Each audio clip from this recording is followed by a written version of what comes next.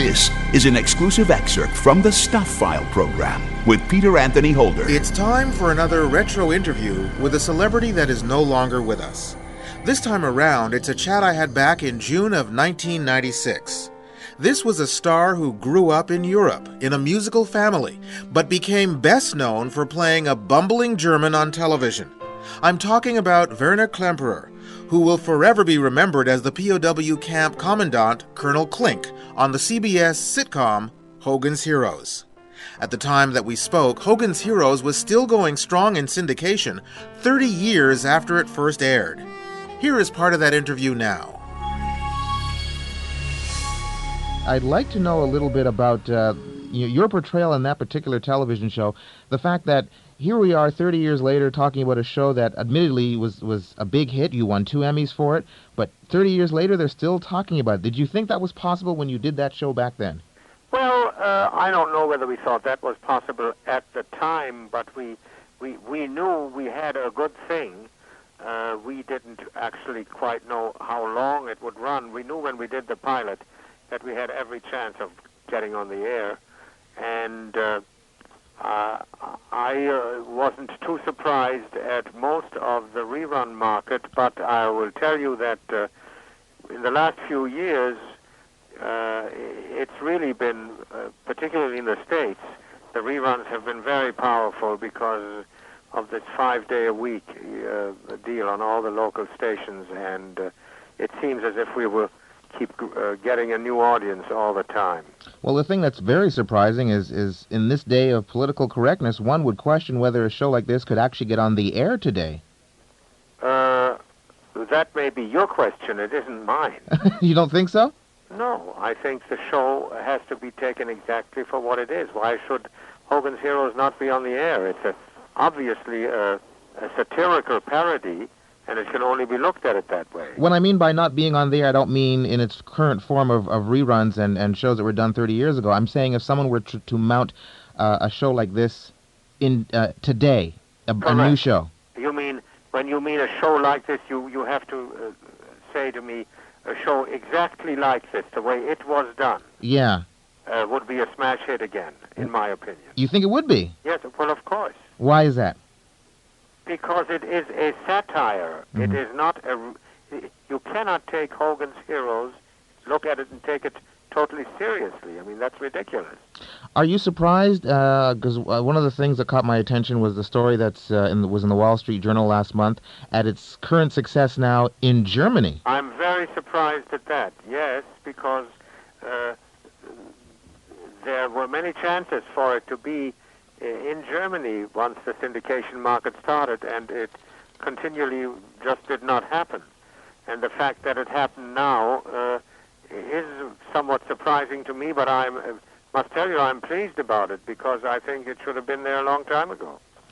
One of the things that I guess a lot of people might not be aware of, especially those who are fans of the show over the years and have seen your portrayal in it, is the nature of your background and the many things you've done besides Colonel Klink. You're a classically trained actor. I'm an actor by profession. I should hope that I'd have, a varied background. Yeah, I mean, you're a classically trained actor, and sometimes people who watch a role like Colonel Klink might not necessarily think of the actor portraying that in other things, but you have had a varied career, including working with symphony orchestras, correct? Yes. Well, we have when I say we, I include all of us, not just Americans, but I suppose Canadians too. People have to me, it's very difficult to understand, but they have a habit of identifying characters, particularly characters that are supposedly well played and successful. They identify the person with the character, and they can't do anything else. I mean, they feel that's Colonel Klink, that's all there is, and I think that's so strange because they do know that we're all actors and we perform things that have not necessarily anything to do with us personally.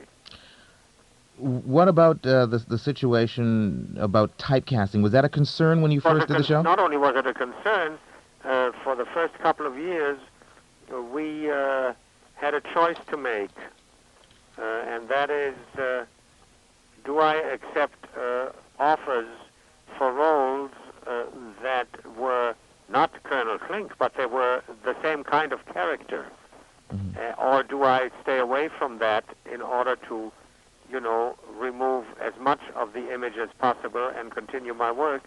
And I decided on the latter because I thought that was better for my career as an actor, and I may have lost a bunch of money because of it, but it was worth the trip to me. Going back again to the satire angle of the television show, Yes. again, there are some people who, for lack of a better term, don't have a sense of humor about these types of things, and I'm just curious to know if you got any flack, particularly being from Germany yourself, being of Jewish extraction, have any flack for playing Colonel Klink because of your personal background? Well, that's actually the very thing that I just mentioned to you, the fact that I have such a problem that people, that has to, be on people's mind what my personal background is. To me, to be very frank with you, is a totally irrelevant thing. The only thing that in my opinion, people should care about is whether they liked my performance or not. And so, I find that so difficult. As a matter of fact, little do people know that most of the leading members of the cast have a background that they would never expect them to have and play the show they did. As an example, Robert Clary, the little Frenchman, when he was a very, very young man, he spent quite a while, he was in a concentration camp. He has a number branded on his arm. So all people, the man who played Sergeant Schultz, his whole family was gassed. So a lot of us have historical, events that took place in our lives. But it's so difficult for me to understand that a person would stop and say, God, how could he play a part like that? My job is to be an actor. And as long as it has, decent taste, I should portray anything, no matter how ugly it is or how pretty it is. Well, you've had a run with Colonel Klink. You even had a chance to revive him in The Simpsons. What was that like doing it? Well, that was, I actually swore to myself privately I'm never going to, do anything with that character again on television. But when they offered this little situation for me to do this voice in this special segment, I found it so incredibly humorous that I said yes, and I enjoyed it. It was fun. And your other work, I know you've worked in narration. I work, I'm very blessed to be involved as an actor, a narrator with symphonic pieces and I go and work with most of the major symphonies. I've worked in Canada, worked with the Montreal Symphony. I've worked with the Toronto Symphony, and as a narrator, meaning a speaker. There are pieces. There's a whole repertoire of pieces for the spoken voice with orchestra, and I do a lot of that. Does this bring you back full circle in a way to? That's of course I've been asked that question before, and it's a good question. In a way, I guess there's sort of a circle because of my dad, and my genuine love for classical music. There's something very pleasing about that. But also, as an actor, it's a medium that's very interesting. In other words, to be able to work like a liaison between audience and orchestra, and with the spoken voice create an atmosphere. That's an interesting acting challenge. And more importantly, it keeps me in front of an audience as what's called a live actor, meaning not film or tape, and that to me is the essence of my work anyway. Well, I'm glad we had this opportunity. We should mention the fact that your father was Otto Klemperer, who was a famed conductor in his own right. Yes. I'm glad, even though we were doing a program dealing slightly with political correctness, that we had a chance to at least catch up with you and find out what you were doing, and because I'm sure a lot of fans are glad to hear from you. It's very nice of you to have called me. Thank you very much. My pleasure. That was part of an interview with actor Werner Klemperer from June of 1996.